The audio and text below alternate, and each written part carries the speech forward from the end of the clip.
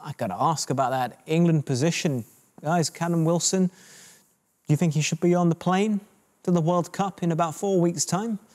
I'm just thinking of the other options, because we know Harry Kane's going to play. He's captain.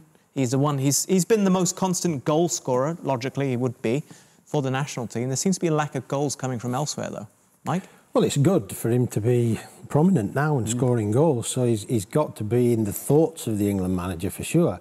Whether it's a little bit too late and he's already made his mind up, but what's the squad? He hasn't named his squad yet, has he? I was going to say, is he in this 55 that has supposedly been We don't have that listed. list yet. We don't have the list yet. So, well, you would say yes to that. Yeah, with his present form and what have you, you would say yes, he's in that.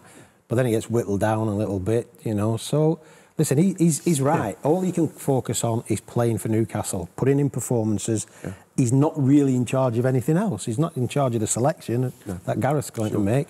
But you wouldn't be disappointed if he was, you know. And you need goal scorers in World Cups. Yeah. And what's the squad? 26 players? Yeah. So you've got a better chance than ever, haven't you? Because historically it's been 22, 23 now, and now it's going to 26. So I think he's in with a chance of being one of the strikers. He has the quality. Yeah. He has the quality. The thing is, if he can stay fit, obviously that's the thing that he's been struggling with. But if he can stay fit, I think he has the qualities.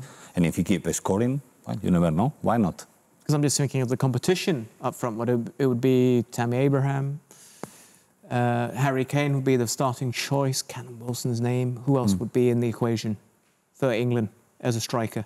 What, as an out-and-out striker? Because you talk about forward players, don't you? You know, Sterling can play right up the top, can't he? Yeah. You know, Mason Mount plays in a very advanced position as well, or can play.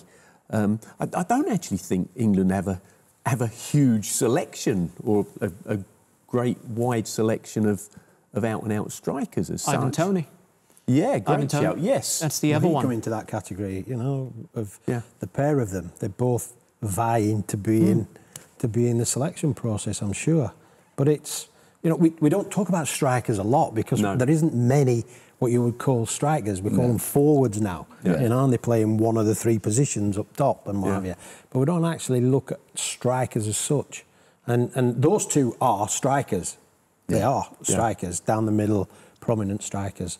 And Harry Kane, can you say he's a striker? He's contributing in other ways as well. Yeah. So he's probably a forward more than a striker. Yeah. But no, it's a battle, and that's what it always is, and it's a healthy one because it's good to see English strikers scoring goals, and then it's up to the manager to pick them.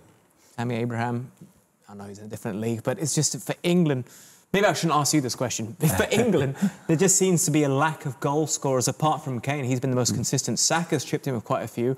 Mount has got a fair few as well. But beyond that, there aren't many consistent goal scorers. We've seen Harry Maguire pop up and scoring a goal, Luke Shaw. But it's just Kane and Saka, really. Well, you need players that are available to score goals, you know? So it's not just...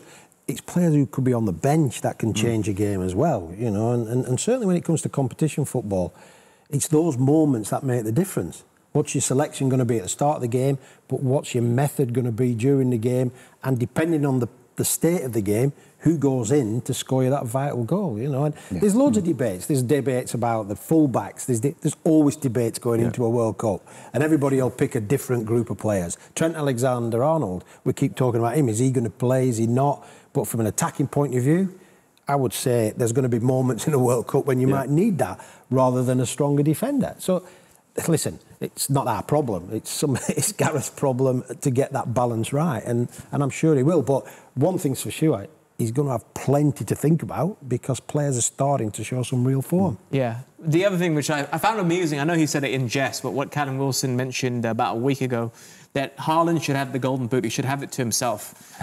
The guy is a machine, and have a silver boot for all the other players in the Premier League. I mean, it seems to be the only fair way of rewarding a goal scorer right now, just because of the start that Haaland's had. I think, is equal to Harry Kane's tally from last season. Talking about how good Kane is, Haaland's matched it in October. But it's because of the team he's playing for as well, apart from the world-class striker that he is. But at the moment, the way he is, look, another 2 goals the last game. It looks like a joke, and it looks like it's not real what he's doing. You know, if you guys gonna keep doing it like this the whole season, yeah, they should do another boot as well. You know, for the second one, because he's in a different level. It's unbelievable. Scoring hat-trick, 2 goals, hat-trick, 2 goals. Apart from against Liverpool, the rest of the game is just scoring. It's crazy.